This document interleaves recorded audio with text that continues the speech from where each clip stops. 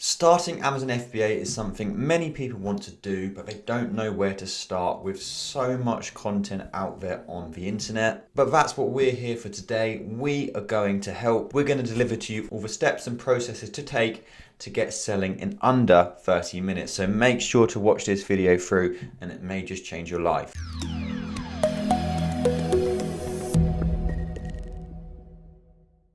Using these exact methods we're showing you today, we've helped thousands of Profitl members start their very own Amazon FBA business, sell millions of dollars and pounds worth of products on Amazon, specifically using the FBA method. Now, before we do jump into it, we do want to let you know that Amazon FBA is not easy. It takes hard work, dedication, and you're going to have a huge amount of highs and lows. As long as you can deal with them and you know this isn't a get rich quick scheme, you have a great chance of building your very own business. So let's get started firstly with what is Amazon FBA. For those of you who don't know, I'm sure most of you do know if you're watching this video, but Amazon FBA stands for Fulfillment by Amazon. And the basics of this is you buy products, you send them into Amazon's warehouse and they deal with all the logistics, they sell them for you, they send them to your customer and so on. So the typical process first up would be sending your products into Amazon's warehouse and they'll be stored here until they get sold. Amazon will deal with all of the customer orders. Whenever a customer orders a product, Amazon will deal with all of the logistics. They will package it for you and they will send it out to the customer. They'll deal with all of the customer service, all the returns, any issues with the products. And because of these reasons, it is such a hands-off business model because Amazon is taking care of all of your back-end logistics. Realistically, your only job is to find products and send them into Amazon's warehouse. Now, why do so many people use Amazon FBA? And there are a few main reasons. It's getting access to the Prime badge. So if you buy from Amazon, I'm sure you've seen the Prime badge before, but it is a holy grail for selling online. And it really does attract customers and they'll often pay more money just for the fact they're getting it with Prime. So they know they're 95% of the time going to get it next day.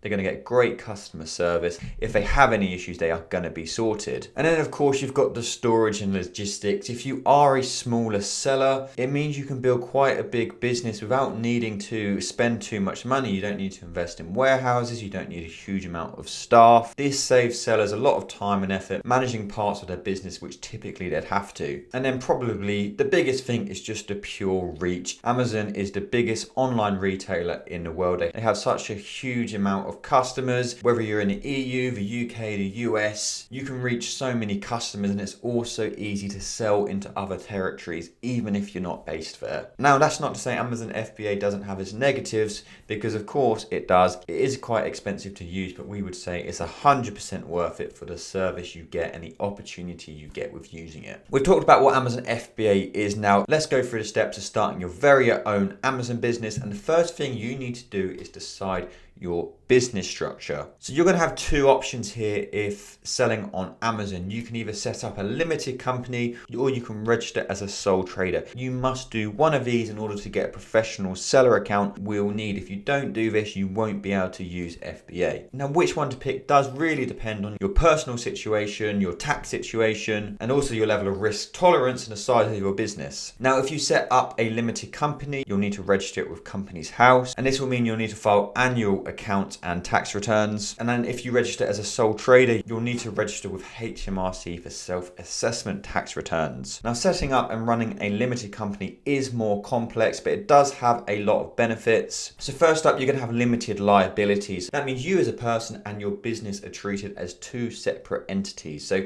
if anything happens with your business, you're not affected personally. So if you have a car, a house, these aren't going to be affected if you had any issues with your business, for example. As well as this, with a limited company, you get great tax benefits. So it is often a lot more tax efficient to be running in a limited company. For example, you can take dividends out of your company, which are a lot more tax efficient. But because of both these reasons, you are going to have a lot more paperwork and it is going to cost you more money to run in accountancy fees and so on. Now, if you're registering as self-employed, this means your business and yourself, you are just treated as one. You are your business. It is a much simpler process to set up initially. You just go onto HMRC's website and you can register for self-assessment. But this does mean you're not going to get limited liability. So if you do have any business issues, and as I say, you are treated as one. Now, of course, the chances of you actually experiencing issues like this are small, but it is something to be aware of. So of course, we can't tell you which one to pick. We can tell you which one most people do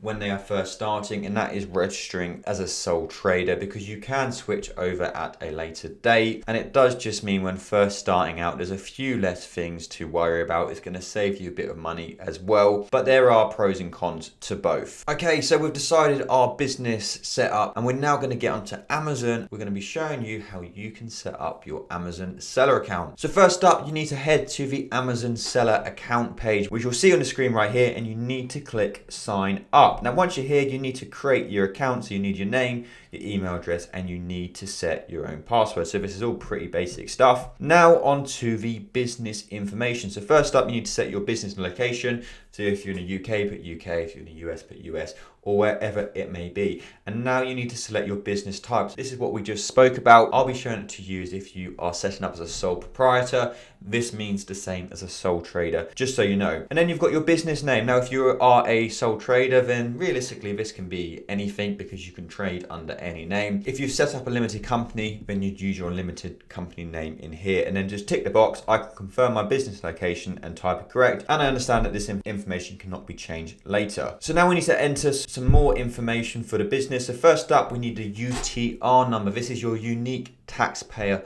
reference number. So this is what you'll get from HMRC to show that you have registered for self-assessment. So make sure to enter that in here. And then you'll put your registered business address. So this is wherever you're going to be trading from, or wherever you set up your limited company. So put the address in here. And then you're going to need to verify your mobile number. So you will have to have a mobile number to set up your Amazon seller account. So you'll get a PIN sent through. So just make sure to verify that. Now we've added the business information, we need to enter some personal information. We're going to have to enter our country of citizenship, our country of birth with our date of birth, proof of identity. So we're going to need a passport number, driving license with the expiry, and the country of issue. So make sure to enter that correctly, just to say issues later on. We're going to have to enter a residential address for where we live, and then also to select the mobile number again. So once we've done that, we now need to pay for the Amazon seller account. So this is going to cost you £25 per month plus VAT. Now the next bit we need to do is the store information. So you can put your store name in here. So this can be the same as your trading name. It can be anything, really doesn't matter. And then you're going to use the tick boxes here. Do you have universal product codes for your products? That is going to be a yes, because you're going to be selling existing products. So that is the barcode. Are you the manufacturer or brand owner for any of the products you want to sell on Amazon? You can click yes, no. Some of them, it depends what you're actually selling. If you're doing private label, then you'd have yes. Most people have no, or some of them. And do you own the government registered trademark for your branded products you want to sell? So again, most people will click no, but if you're doing private label and you have a trademark, then you click yes, or you click some of them. So next up, you're going to need to provide some documents to prove who you are to Amazon. So on the screen here, you're going to see your name, your date of birth, your identity data, a document to prove your identity, and an additional document. So this might be a bank statement, utility bill, and so on, and also your business address. Now, we know this may seem like a lot of information, but this is all just to make Amazon a great platform. It's to weed out any potential scammers or anyone doing things they shouldn't be doing. Now, once you have completed this, you have to go on a welcome call with a member of Amazon's team. You'll get a link to book a time, and it really isn't anything to be scared of. You're going to go on the call,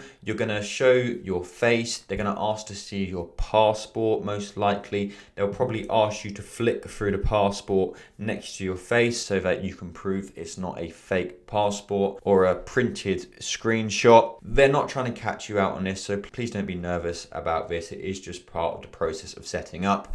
But once you've done that, you've now got your Amazon seller account set up. We're now moving on to the fun bit, which is finding your first Amazon FBA products. So you've got a few methods which you can consider using here. You've got private label, wholesale, arbitrage. Private label, this is where you import products with your own brand on it. This is quite expensive to do, but it is a great business model, but most people don't start in it. Then you've got wholesale. This is where you're buying from wholesalers, so you'd be buying in bulk. Again, a great method, but quite expensive. Then you've got arbitrage. This is where you're buying from other retailers. And this is the method we're going to be showing you today. And the main reason is because it's the best way to get started. It has the lowest cost of entry, so you don't need to buy a huge amount of products to get started. This allows you to learn the process of Amazon FBA without taking on too much risk. So we have two main types of arbitrage. We have retail arbitrage and we have online arbitrage. So retail arbitrage is whether you're going into retail store, whether it's Asda, whether it's Walmart,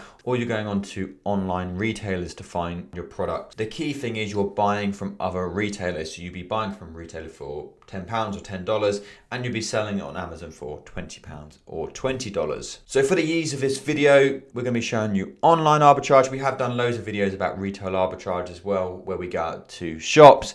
So we'll link one of them just up here, so make sure to check that out. Online arbitrage means we're going to be going through online retailers and we're going to be trying to find some FBA deals. So there's two main ways of finding your deals. You can do it manually, so literally going through websites, looking for products there, finding products, cross-checking the price on Amazon and then analyzing it, or you can use software. So we'll be showing you both methods. First up, we'll start with manual sourcing. So with manual sourcing, typically what people will do is they'll go onto retailers' websites, they'll go onto the sales section and they'll just work their way through. So we are on the website Smiggle at the moment, which is a great website for online arbitrage. We've come across this one product here, which is this Rawsome pop-out pencil case, which is £7. Now we've cross-checked it against Amazon and we can see on Amazon it sells to £14.99. So that looks like it's got great potential for Amazon FBA. First thing we're always looking for is, can we buy it for less than what we're selling it for? Now this can be quite a time-consuming method because you literally have to go through each product one by one. It does become easier the more time you spend doing it because you do learn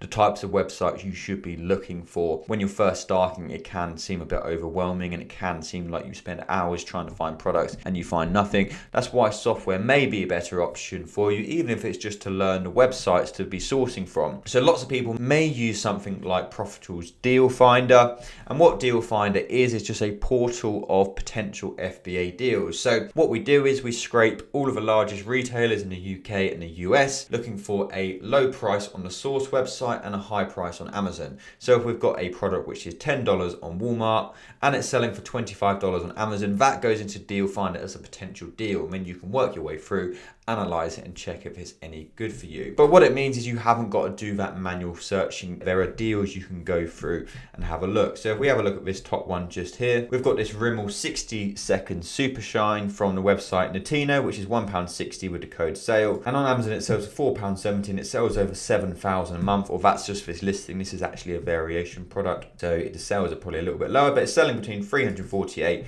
and 432 times a month. But using a software like that, it can just help when first starting on your journey. It's important to remember you don't have to use softwares forever, but it can just help you out when trying to find your first few deals, because finding deals is by far the hardest part about Amazon FBA. It's going to be the thing you spend the most time doing, but the key with it, as with anything, is just staying persistent, and it does become a lot easier. But now you know the basics of actually finding your FBA deals. How do you know if it's any good? Because there's a lot more to it than you can buy it for £7 in this case and you can sell it for £14.99. So in order to work out if it's a good deal, we have to look at the actual data on the product and try and work this out. We look at a huge amount of data points in order to decide whether it's worth buying, because we want to minimize bad buys. We don't want to be buying products and the price drops or we can't sell them. So we use the Profitl Chrome extension. The first thing we always check is the listing sales. So we can see this one sells 12 to 26 units every single month. Now this is actually a newer product. That is something to bear in mind. The price now £14.99. That could actually drop because when people first list, they typically list for a higher price, and as more sellers come on the listing, they'll start to drop the price. Now our profit, we're getting £2.71 profit. The actual thing we want to look at is the return on investment percentage, and the reason for this is because it depends what price we're buying it for. £2.71 profit when spending £5, that's not too bad, but if we're spending £100, that's not very good. So ideally we want 30% return on investment as a minimum, just to give us a bit of wiggle room if the price does change. So we're getting 38% on this one, not amazing, definitely better ones out there, but some people may consider this. Now next up, we'll take a quick look at the Profitl ranking score. So 54 out of 100, an average buy. Some people may go for this, some may not, and it's all down to you on your risk tolerance, because there's always sales to be made even on the worst products, but of course you do want as good products as possible. Then we're going to look at the seller data. So how many other sellers are there on this listing? So there's 11 FBA sellers, which is quite high realistically, but the key is how much stock do they have? So let's have a quick look. So here's how much stock they have. We've got 1, 1, 6, 2, 3, 4, and so on. So over 63 in stock, and it's selling only 12.26 a month. So a lot of people would avoid this product just because you've got to try and get on that buy box. But obviously, if this product was selling over 1,000 times a month, then it doesn't matter so much because these people are going to sell out really quickly. So it's just weighing up the sales, the number of sellers, and how much stock each of them have. And then the next thing we'll be looking for is the price graph. And we use this to try and work out realistically if the price now is a high price, if it's a low price. So we'll have a look at this over the last year. We will see how the price is done. So firstly, we'll check if Amazon have ever sold on this listing. So we can see they haven't, so that's great. Now the important one is the buy box price. It actually looks like this product's only been around since last November anyway, but the price hasn't really dropped below £13.99. It has gone higher, it has gone lower. We can come down here and have a quick look at the average price over last year. And the average price over last year has been about £15. £15.57. So that's not too bad. What we don't want to happen is we don't want to buy this and the price plummet. So if the product was £15 now, but it spent the last year at £5, then there's a real high chance that price is going to drop. And then we're going to check the warning. So first up, when you check for an IP risk, this means an intellectual property risk. Are we going to get an IP complaint for selling on this product? That is really, really bad. If you do see that, you want to be very, very careful. You probably want to avoid it. IP violations, intellectual property violations are really not good for account. Hazmat, that means there's a potential dangerous good. Can sell these, you just need to be registered for the dangerous goods program.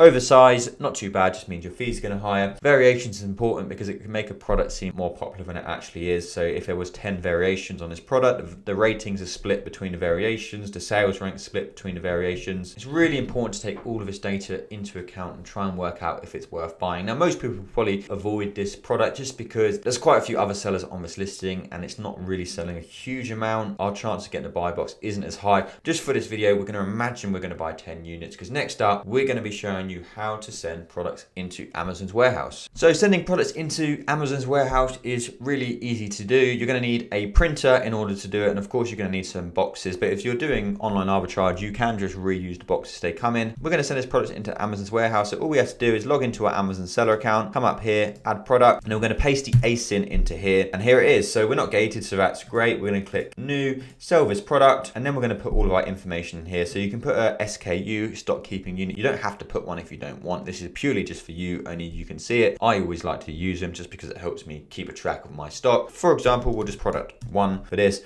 Our price, we don't need to worry about this too much because we can change this later on, but for now we'll just match the buy box price. Our quantity, 10, condition, new, and then fulfillment channel. So I will ship this item myself, merchant fulfilled, or Amazon will dispatch it. We're going to use this one, so fulfilled by Amazon. So we're going to click that. You can click remember this setting this time so it always remembers. It's totally up to you. And then we're going to come down here and click save and finish. Now we're going to be taken to the barcode page next, and you're going to have 2 options here: manufacturer barcode, print and apply Amazon barcodes myself. We always recommend to print your own barcodes, and the reason is for something called commingling. If you use the manufacturer barcodes, your products are going to be mixed up with everybody else's products who has also used that. So if they have not been keeping their products in as good condition, when someone buys your listing, someone else's might be sent. So if you use Amazon's barcodes, this won't happen. So it's always worth to do it. All you have to do is print off the barcodes, stick it over the existing one. So we're going to click that here, confirm, and then we're going to click list as FBA and send to Amazon. Now this is a pretty simple product, so it won't need too much prep. You're going to find more prep work on things like liquids, chemicals, makeup, and so on. If it's just toys or just generic products, there's not too much prep involved. So for this one, we know nothing's really needed, so we'll click here and we'll click no prep needed and click save. And then we'll select who labels units. So you can pay Amazon to do it for you, but it's going to cost you 15p for every single one. So it's not worth doing. Just do it yourself. It's good practice and it's worth doing. Click save. Now, how many units are we going to send into Amazon? So we're sending 10 in, and we're going to click ready to pack. We're going to print the SKU labels right now. So it'd be worth getting some label paper and printing them on. I'll show you what they look like. So we want 10 labels, click print, and here is how the labels look. So you just put each of these onto the back of the product over the existing barcode. Next up, we need to add the box information. So how big is the box? How much does it weigh? So everything will fit into one box on this case. If it's multiple, it's still really easy to do. But on our situation, everything will fit into one box. So our box is 50 by 50 by 50. And our box weight is 2.5 kilograms. And we're going to click confirm packing information. So once we've done that, we're going to click confirm and continue. Now we're going to select a shipping date. So we'll just put today's date just to make it easy. And we're going to use Amazon's partnered shipping, which is UPS. So this is going to cost us £2.44 to send it into Amazon's warehouse. About 24p, but it's probably about 30p because you've got to add the VAT on top as well. So just bear that in mind. But as you can see, it is very affordable and you can send in multiple products at the same time without issue. And this is where the product's going. So it's going to Coventry in the West Midlands. I'm going to agree to everything here, accept charges and confirm shipping. And that is the shipping arranged. Now, we need to put the UPS label on the box, and we can also arrange a free collection. So this does include a free collection in that £2.44 price, or you can drop it in if it's easier for you, but we'll show you how to arrange a free collection. But firstly, the label, so we'll just click print, and here's your label just like that. Now, in order to arrange a collection, it's really easy. Just Google UPS collection, and it's going to be the top one just here, so schedule a parcel collection. And then all you have to do is get your tracking number, tracking ID just here, enter it into here, and once you've entered it, you'll see you've entered a tracking number that can be used for prepaid on-call collection. No further payment is required. And all you have to do, go down, fill in your information, your collection, when you want it collected. UPS will come collect it for you, and off it goes into Amazon's warehouse, where hopefully you won't ever see the products again. The products are now being sent off, and we now wait for sales. And what's pretty cool is often you can even sell the products before they arrive into Amazon's warehouse. They will start to get advertised even before they're available in Amazon's warehouse. And as long as you've analyzed all your deals correctly, you should have absolutely no issues selling any of your products. Now, what is really important is not to get into pricing wars with other sellers. So this is a very common thing